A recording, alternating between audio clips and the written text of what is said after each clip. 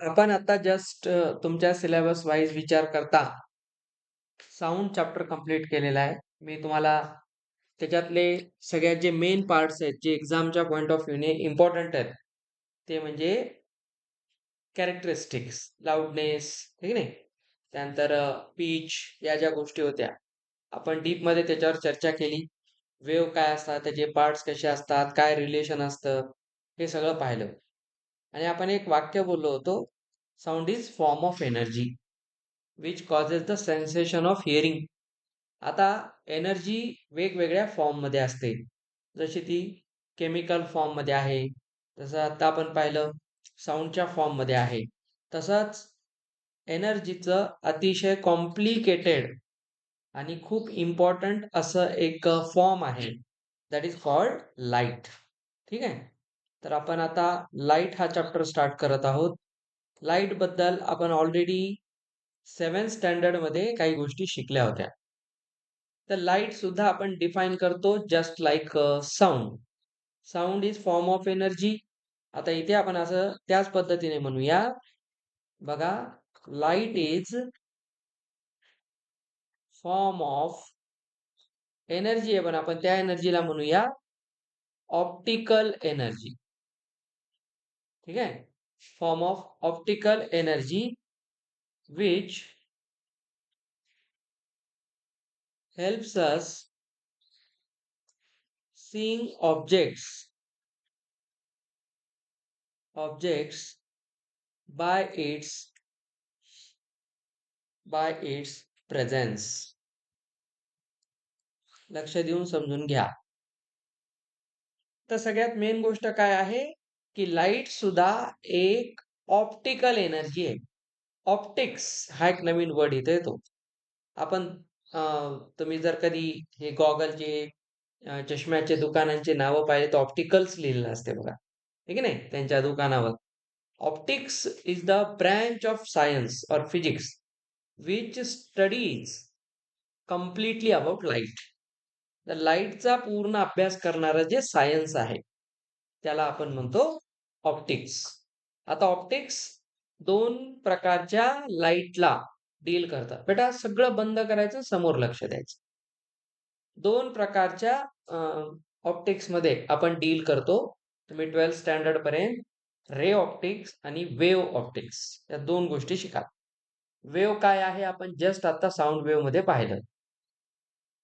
Light सुद्धा एक wave आहे. पण आपण एक गोष्ट पाहिली होती, साऊंड वेव्ह जी आहे, it was mechanical wave because it required medium for propagation. लाईटचं तसं नाहीये. Light does not need any medium for propagation and so it is a different kind of wave and we say it is electromagnetic wave. Electromagnetic, मी तुम्हाला याचा एक छोटासा feel पण देईल. ठीक आहे. तर लक्षात ठेवा, लाईट ही ऑप्टिकल एनर्जी आहे आणि हिचं काम आहे की डिफरंट ऑब्जेक्ट्स आपण पाहू शकतो बाय इट्स प्रेझेन्स. याचा अर्थ काय, एखादा ऑब्जेक्ट आहे पण आपल्याला दिसत नाही, याचं मिनिंग काय, तिथे लाईट नाहीये. तर लाईट जिथे प्रेझेंट आहे तिथे ती काय करेल, ऑब्जेक्टला विजिबल करेल. So light makes objects visible to us, and obviously when light rays coming from any object fall on our eyes, then our human eyes are the organs which help us to see different objects. एखाद्या ऑब्जेक्टचा light आपल्या कानावर पडून काय उपयोग नाहीये, कारण तो sound wave नाहीये. लाईट वेव्हला ॲनलाइज करण्याची जी कॅपॅसिटी आहे, जी पॉवर आहे, ती आपल्या आईज मध्ये आहे. म्हणून आपण इथे बाय इट्स प्रेझेन्स म्हणतो. आता याच्यानंतर दुसरा काय, मी आता सांगितलेला मुद्दा बघा, light is an electromagnetic wave. ठीक आहे. इलेक्ट्रोमॅग्नेटिक वेव्ह, याचं मिनिंग काय आहे, does not need any media for propagation. हा चॅप्टर खूप इंटरेस्टिंग आहे, नीट समजून घ्या. आणि याचे पुढे टफ न्यूमेरिकल्स असतात. तर असं कोणतंही मीडियम ज्याला आपल्याला प्रोपगेशनसाठी मीडियमची गरज नाही, रिक्वायरमेंट नाही, त्याला आपण म्हणतो इलेक्ट्रोमॅग्नेटिक वेव्ह. आता आपण थोडंसं इलेक्ट्रोमॅग्नेटिक वेव्हला एलॉबरेट करू. आता हा तुमच्या सिलेबसचा भाग नाहीये, पण शिकून घ्या. Electromagnetic wave which is in short non as EM wave. त्याला आपण शॉर्टमध्ये EM वेव्ह म्हणतो. 12th स्टँडर्डला एक सेपरेट चॅप्टर आहे फिजिक्समध्ये EM वेव्हज. तर त्यामध्ये आपल्याला एक लाईटची डिस्प्लेसमेंट थेअरी आहे. ती आपल्याला पुढे डिटेलमध्ये स्टडी करायची असते. आता मी तुम्हाला एक इंटरेस्टिंग गोष्ट सांगतो. समजून घ्या. आपण एक ॲक्सिस या ठिकाणी काढूया. पहा, मी आता तुम्हाला एक इंटरेस्टिंग गोष्ट दाखवतो. चला. मी एक ॲक्सिस असा काढतो, दुसरा ॲक्सिस असा काढतो आणि तिसरा ॲक्सिस असा काढतो. आता तुम्ही याला नीट बघा. It will looks like a 3D structure. दिसायले? इथून तुम्हाला एक असा फ्लोअर टाकल्यासारखा दिसायले. इकडून एक वेगळा फ्लोअर आहे. तर बघा, एक असं, एक असं, एक असं. XYZ ॲक्सिस दिसते? तर या ठिकाणी असं समजा की हा Y, हा X आणि हा Z ॲक्सिस आहे. असं म्हणू शकता, काही अडचण नाही. आता बघा मी काय करतोय. लाईटची जी एक वेव्ह आहे, ही अशी चालते.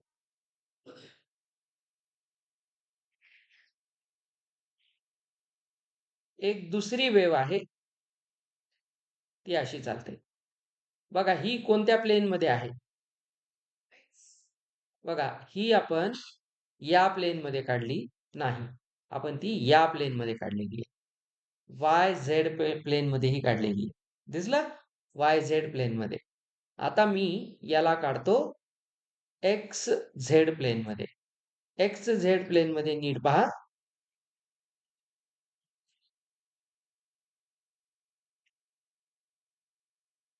तर तुम्हाला एक स्ट्रक्चर असं दिसेल आणि एक त्याच्या खालून आलेलं असं दिसेल, वेव्हज वाईज. तर याच्यावरून तुम्ही एक गोष्ट बघा. आता बघा, तुम्ही एक काम करा. आता बघा, एक वर आणि एक खाली पडल्यासारखं दिसते की नाही? ड्रॉप झाल्यासारखं दिसतं की नाही? तर हे जे स्ट्रक्चर आहे, त्याच्यामध्ये तुम्ही जर एक वेव्ह अशी काढली, तर दुसरी या पद्धतीने येईल. ही वेव्ह परत अशी येईल, ही वेव्ह अशी येईल. खालून एक एक अशी उभी आहे आणि एक आडवी आहे. तर या पद्धतीच्या ज्या दोन वेव्हज आहेत, त्याच्यामध्ये समजा एक वेव्ह ही आहे इलेक्ट्रिकल वेव्ह, म्हणजे ही इलेक्ट्रॉन्सला घेऊन चालते. आणि ही जी दुसरी वेव्ह आहे, धिस इज मॅग्नेटिक वेव्ह. आणि या दोन्हीचं प्रोपगेशन तर या डायरेक्शन मध्ये लाईट ट्रॅव्हल करते.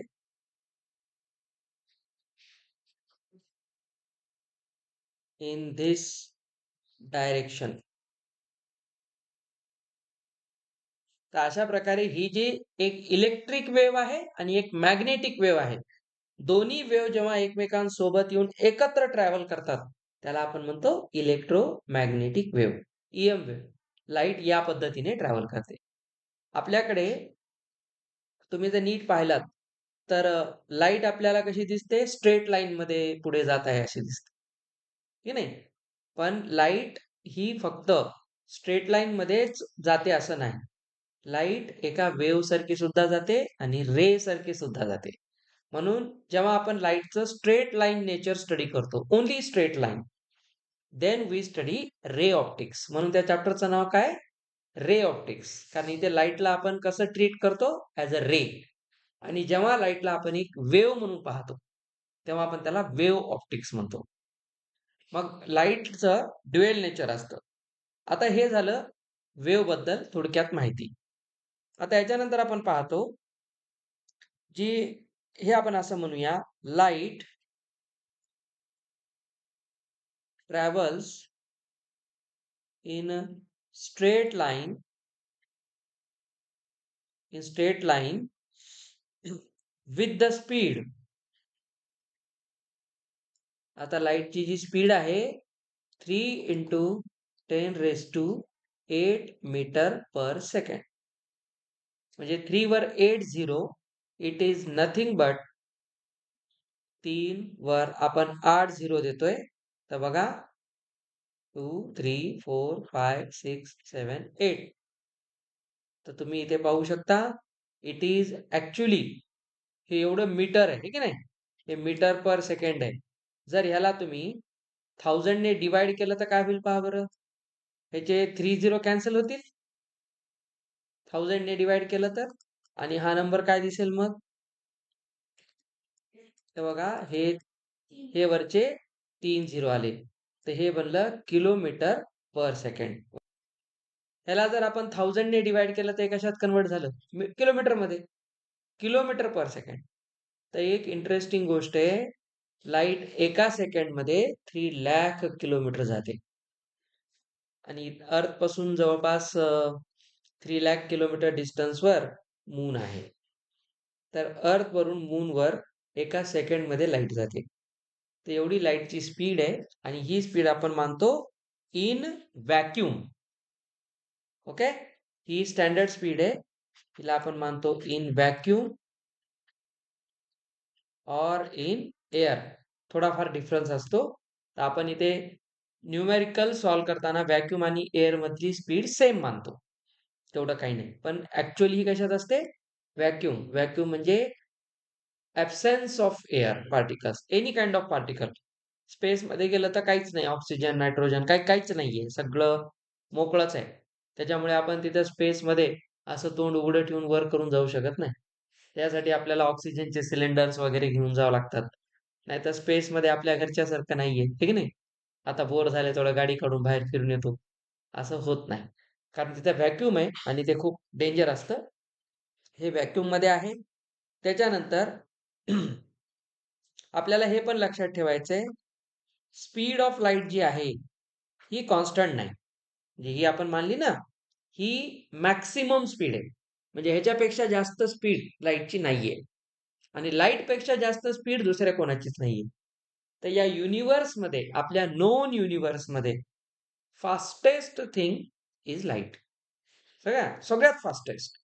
अजून लाईटच्या स्पीडला कुणी क्रॉस करू शकलं नाही आणि ही स्पीड खूप जास्त आहे बेटा. 1 second 3 lakh kilometre, it's not a joke. ठीक आहे. तर आपल्याला हे समजून घ्यायचंय ही व्हॅक्यूमची स्पीड आहे, म्हणजे ह्याला कुणी अडवणारच नाही ना, कुठले पार्टिकल्स नाहीत. तर बघा लाईट असे पार्टिकल आहेत, लाईट येत आहे येत आहे येत आहे येत आहे. इथं जर खूप सारे दुसरे गॅसेस असते तर ते काय करतील, लाईट वेव्हला ऍब्झॉर्ब करायला पाहतील. त्यामुळे लाईटची स्पीड काय होईल, म्हणजे एक प्रकारे असं समजा तुमच्याकडे फ्री रोड आहे, तर आपण गाडी एकदम फास्ट पळवायलो. रोड नवीन बांधलेला आहे, त्याला स्पीड ब्रेकर नाही, त्याच्यावर कोणते खड्डे नाहीत आणि आपल्याला कोणी येऊन रस्त्यामध्ये कोणी येण्याची भीती नाही, तेव्हा आपण असं स्पीडने गाडी पळवू शकतो. तर लाईटचं तसंच आहे. आता रस्त्यात दुसरे कोणतेच एअर पार्टिकल्स काहीच नाहीये, तर लाईट तर फास्टच जाणार. पण लाईटची स्पीड नेहमी कॉन्स्टंट राहील का, व्हेरी इम्पॉर्टंट स्टेटमेंट. आपण असं म्हणतो, स्पीड ऑफ लाईट चेंजेस केव्हा बरं, when it travels from one medium to another of different densities. है की नाही. डेन्सिटी चेंज होत गेली. डेन्सिटी काय असते, मास अपॉन व्हॉल्यूम. आपण मागे शिकलो होतो डेन्सिटी, फोर्स प्रेशर चॅप्टर मध्ये पाहिले आपण. मासला व्हॉल्यूमने डिवाइड केलं की डेन्सिटी मिळते. आता प्रत्येक मीडियमची डेन्सिटी सेम असते का, नाही. एअर मध्ये बघा, एअर मध्ये मास कमी आहे, व्हॉल्यूम जास्त आहे. बघा एअरचं व्हॉल्यूम खूप असतं, कारण एअर खूप स्पेस ऍक्वायर करतं, म्हणजे त्याचं व्हॉल्यूम वाढलं. आणि आपण डेन्सिटीला काय लिहितोय, मास बाय व्हॉल्यूम. व्हॉल्यूम आला डिनॉमिनेटर मध्ये, आणि आपण पाहिलंय डिनॉमिनेटरची क्वांटिटी काय असते, इन्व्हर्सली प्रोपोर्शनल. म्हणजे व्हॉल्यूम जर इन्क्रीज झालं तर डेन्सिटी डिक्रीज होते. म्हणजे डेन्सिटी कोणाची कमी असते, एअरची. गॅसेसची डेन्सिटी कमी असते. पण तुम्ही बघा व्हॉल्यूम सगळ्यात कमी कुठं असते? सॉलिडमध्ये. कारण सगळे पार्टिकल जवळ आले. तर त्यांनी खूप कमी स्पेस घेतला. हे बॉन्ड वाढला, खूप घट्ट बॉन्ड झाला. तर बघा व्हॉल्यूम कमी झालं. तर व्हॉल्यूम कमी म्हणजे डेन्सिटी जास्त. म्हणून बघा आता ह्याची डेन्सिटी जास्त असेल की नाही? कारण ह्याच्यातले पार्टिकल्स खूप जवळ-जवळ आहेत. तर ह्याची डेन्सिटी जास्त. तर लक्षात ठेवायचं मीडियम वाईज डेन्सिटी चेंज होत असते. आणि लाईट जेव्हा एका मीडियममधून दुसऱ्या मीडियममध्ये ट्रॅव्हल करते, तेव्हा ती आपला पाथ चेंज करते. आणि यालाच आपण म्हणतो रिफ्रॅक्शन ऑफ लाईट. तर लाईटचे फेनॉमिनाज आहेत रिफ्लेक्शन, रिफ्रॅक्शन, डिस्पर्शन. हे आपण रे ऑप्टिक्समध्ये शिकतो. आणि जेव्हा आपण पुढे वेव्ह म्हणून पाहतो लाईटला, तेव्हा अजून 2 गोष्टी येतात. इंटरफेरन्स अँड डिफ्रॅक्शन आणि थर्ड असते पोलरायझेशन. असे कॉन्सेप्ट तुम्ही 12वी पर्यंत शिकता. आता लक्षात घ्या, वेव्ह जी आहे, लाईटची वेव्ह आहे आणि वेव्हमध्ये आपण काल एक कॉन्सेप्ट शिकला होता वेव्हलेंथ. वेव्हलेंथ काय होती? Distance between two consecutive crests or trough किंवा टू कन्झिक्युटिव्ह कॉम्प्रेशन्स और टू कन्झिक्युटिव्ह रेअर फॅक्शन्स यांच्यातल्या डिस्टन्सला आपण वेव्हलेंथ म्हणतो. लाईटची स्पीड जेव्हा चेंज होते तेव्हा एक गोष्ट लक्षात ठेवायचंय, सोबतच त्याची वेव्हलेंथ सुद्धा चेंज होते. It's wavelength also changes. समजलं? तर याची वेव्हलेंथही बदलते, स्पीडही बदलते. या गोष्टी विसरायच्या नाही बेटा. तर वेव्हलेंथ आपल्याला माहिती आहे लॅम्बडाने दाखवत होतो आपण. It's a Greek letter lambda. आता एक इम्पॉर्टंट पॉइंट लक्षात ठेवायचा एक्झाम पॉइंट ऑफ व्ह्यूने. वेव्हलेंथ बघा चेंज होते. अजून काय चेंज होते? स्पीड सुद्धा चेंज होते. But in all media, in all media म्हणजे लाईट कोणत्याही मीडियम मध्ये ट्रॅव्हल करू द्या, its frequency remains same. Very important.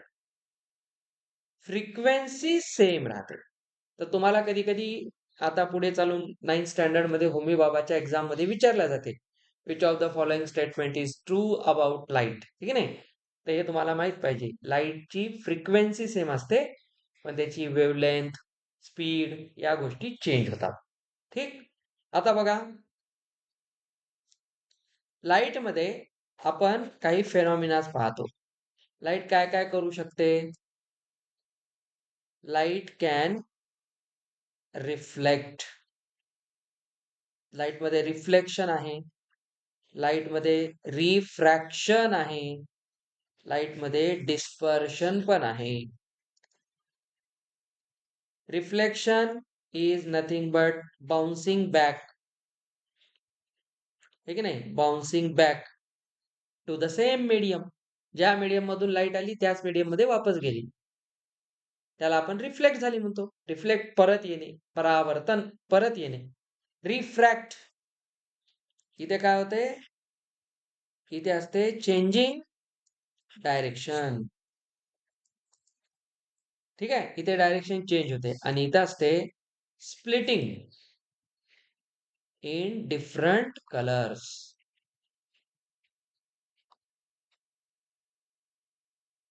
हे 3 फेनॉमिना आहेत, त्याच्याबद्दल आपण खूप डीप मध्ये शिकतो पुढे 12th स्टँडर्ड पर्यंत. आता आपण हे पाहतो, रिफ्लेक्शन जे आहे ते केव्हा होते? बघा, reflection reflection occurs when surface is polished. Polished. ठीक आहे? सरफेसला पॉलिश केलं की लाईटला पुढे जायला चान्स नाही. कारण पॉलिश सरफेस काय करतो? लाईटला अलाव करत नाही पुढे जाण्यासाठी. म्हणून आपण सरफेसला पॉलिश करत असतो. You can see here like this. समजा आपण या पद्धतीने एक सरफेस घेतला. आता हा कर्व सरफेस आहे. ठीक आहे? कर्व सरफेस आहे. Or your surface can be plane also. असाही सरफेस राहू शकतो. हा कर्व सरफेस आहे. जर मी याला काय केलं, पॉलिश केलं, this part is denoted for polish, याला पॉलिश केलं, तर बघा याचा इनर पार्ट पॉलिश आहे आणि आउटर पार्ट रिफ्लेक्टेड आहे. तर आपण याला म्हणतो कॉन्व्हेक्स मिरर. कॉन्व्हेक्स मिरर म्हणजे याला बाहेरून रिफ्लेक्शन आहे, आतून पॉलिश आहे. आणि हा आहे प्लेन मिरर. याला आपण इकडून केलं तर लाईट अशी येईल आणि इकडेच वापस जाईल. आता वापस कशी जाईल याच्यासाठी आपण रिफ्लेक्शनचे लॉज शिकतो. ठीक आहे, त्यावरून चालतो. तर हा पार्ट आहे polished and this part is reflected. हा रिफ्लेक्टेड पार्ट आहे आणि हा पॉलिश्ड पार्ट आहे. तर जेव्हा जेव्हा आपण सरफेसला काय करू, पॉलिश करू, मग याच्यामध्ये काय काय येऊ शकते एक्झाम्पल्स मध्ये नंबर 1 मिरर्स, पॉलिश करून आपण त्याला यूज करतो. सेकंड तुम्ही म्हणू शकता अजून मेटल सरफेसेस, ओपेक असतात ना हे लाईटला पुढे जाऊ देत नाहीत etcetera. So these are some surfaces where light can reflect. तर लाईटच्या रिफ्लेक्शनला पण नीट इथे समजून घ्यायचं आहे. आता याच्यानंतरचं जे मी तुम्हाला फेनॉमिना सांगितला रिफ्लेक्शन नंतर आहे रिफ्रॅक्शन. बघा, refraction is the phenomena of bending of light while traveling from from one, नीट समजून घ्या मी काय म्हणतोय, one transparent medium to another transparent medium.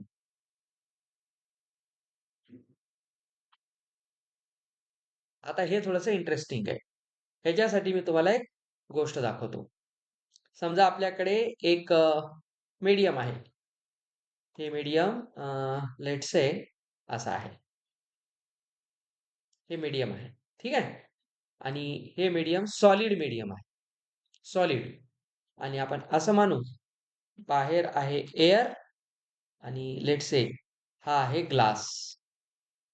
तर ग्लास आणि एअर दोन्ही पण ट्रान्सपरंट असतं, आपण काय लाईक केलं नाही. आता आपण एक लाईट रे घेणार, समजून घ्या बेटा. आता एक लाईट रे एअर मधून आला, बघा सेम मीडियम आहे. जोपर्यंत लाईट सेम मीडियम मध्ये आहे तो आपली डायरेक्शन बदलेल का? नाही. It will follow a straight line path. Now as soon as it strikes the next transparent medium, the point where it strikes this point, here we draw a normal. ठीक आहे, इथे एक नॉर्मल मीन्स परपेंडिक्युलर.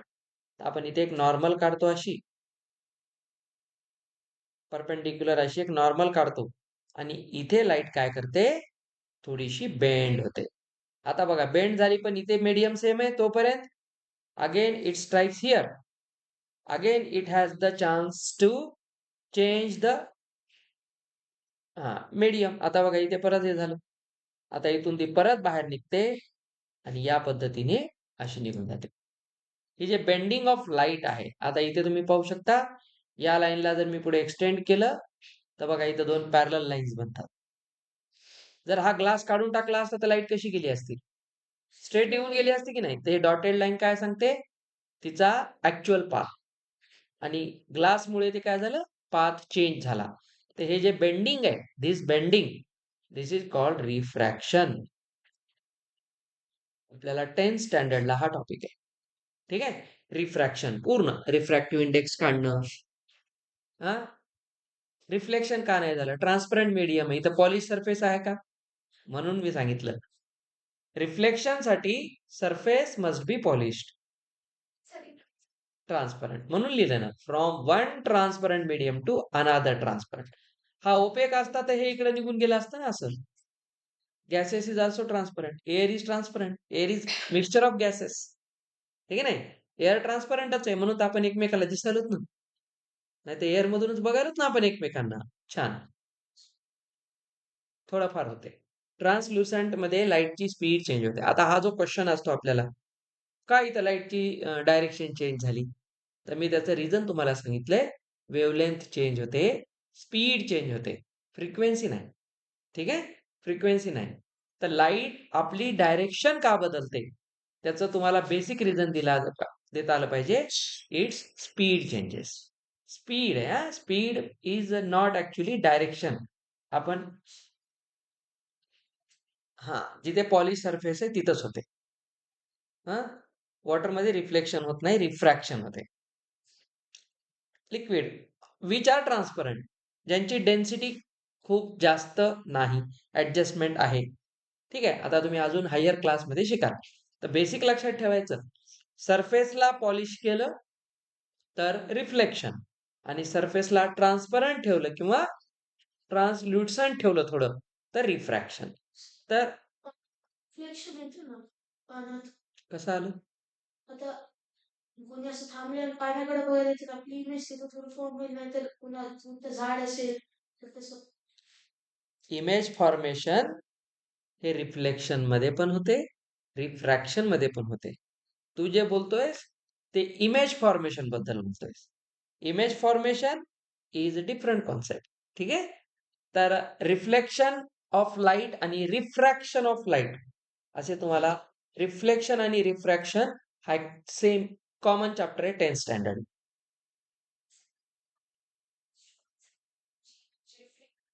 हो ना. खाली कोण असते? पाणी खाली इन्फायनाइट आहे का? मग खाली ओपेक आहे ना कोणतरी, म्हणून ते वर येते.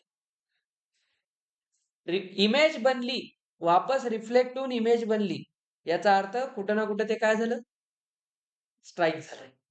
अजून हे कशा कशावर डिपेंड आहे? इमेज फॉर्मेशन फक्त मीडियमवर डिपेंड नाही. ऑब्जेक्ट कुठं ठेवला, इन्सिडेंट लाईट कशी आली, ती प्रिन्सिपल ऍक्सिसला पॅरलल आली का, ती एखाद्या अँगलने स्ट्राईक आउट झाली का, ती नॉर्मली गेली का, रेग्युलर रिफ्लेक्शन आहे का, तुम्ही पाहता ते डिस्टॉर्टेड रिफ्लेक्शन आहे, असे डिफ्यूज किंवा डिस्टॉर्टेड इमेजेस बनतात. हे खूप सारे त्याला फॅक्टर्स असतात रेस्पॉन्सिबल. तुम्ही आता फक्त बेसिक शिकताय. बोल ना का बेटा, लक्षात घ्या. बाकी तर आपण शिकतो लाईटचं. जसं तुम्ही साऊंड मध्ये आपण प्रोडक्शन पाहिलं. बेसिक काय गोष्ट होती? साऊंडच्या प्रोडक्शनची बेसिक गोष्ट होती व्हायब्रेशन्स. व्हायब्रेशन्स व्हायब्रेशन क्रिएट झाल्याशिवाय साऊंड नाही होणार. तसं लाईटचं बेसिक प्रोडक्शन काय आहे? त्याचा सोर्स. तर त्याच्यावर आपण पाहतो सोर्सेस ऑफ लाईट.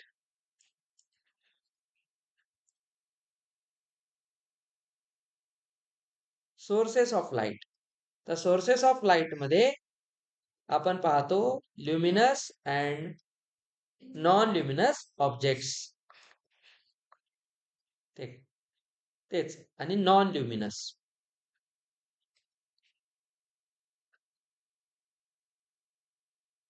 आपापसात बोलू नका, लक्ष द्या. चला, ल्युमिनस काय असतात? Which emit light.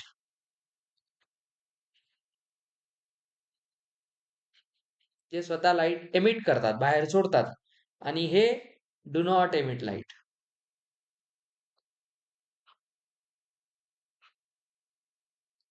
ठीक. आता याच्यामध्ये तुम्ही हे पाहू शकता की हे जे ऑब्जेक्ट्स आहेत हे नॅचरली असतात आणि मॅनमेड असतात. ल्युमिनस मध्ये, नॅचरल मध्ये आपण पाहतो सन. सन हा मेन आहे. मॅनमेड हे बघा आपण बनवलेल्या लाईट सगळ्या. ह्याच्यामध्ये आपण बिलकुल इलेक्ट्रिक लॅम्प आहे, ऑइल लॅम्प आहे आपल्या घरी. हो ना, त्याला ऑइल लॅम्प म्हणतात. आर्टिफिशियलच आहे ना, आपणच बनवलो. मून मून बेटा स्वतःचा लाईट नाहीच आहे त्याला. मग तो काय, नॉन ल्युमिनसच आहे. त्यानं रिफ्लेक्शन केलं, त्याच्यावर कोणीतरी लाईट टाकला आणि मग तो स्वतः ल्युमिनस झाला. तो स्वतः सोर्स नाहीये तो. ते उधार घेऊन द्यायले, म्हणजे त्याच्याजवळ काही नाही, पण दुसऱ्याकडून घेऊन तिसऱ्याला द्यायले, एक नाही. ते असं आहे त्याचं काम म्हणजे उधारीचा धंदा आहे आणि पुन्हा लोकांना म्हणायचं बघा मी किती वाटायलो आणि घ्यायला दुसऱ्याकडून. उधार की जिंदगी. त्याचं काम जसं आहे. ते हे दोन्ही असतील बेटा नॅचरल आणि मॅन मेड. नॅचरलमध्ये सन घ्या. ठीक आहे. आता ते आलं ना बेटा सन आलं म्हणजे सगळंच आलं. आणि त्याच्यानंतर मॅन मेडमध्ये घ्या तुम्ही हे का नाही लॅम्प इलेक्ट्रिक लॅम्प आहे. ठीक आहे. एटसेट्रा. एखादं घ्या ना काय अडचण. खूप सारे आहेत. नॉन ल्युमिनस मध्ये मून स्वतः नॉन ल्युमिनस मध्येच येतो हा लक्षात ठेवा. तर याचं एक्झाम्पल द्याल तर मून सध्या तरी आपल्यासाठी मून. त्याच्यानंतर बघा प्लॅनेट्स. प्लॅनेट सगळे नॉन ल्युमिनस असतात त्यांना स्वतःचा लाईट नसतो. तर हे नॉन ल्युमिनस आहेत. आता याच्यात आपण तेच पाहत होतो. इथपर्यंत त्याचे पार्ट्स आहेत. बुक आणले? इथपर्यंत एकदा वाचा बुकमध्ये.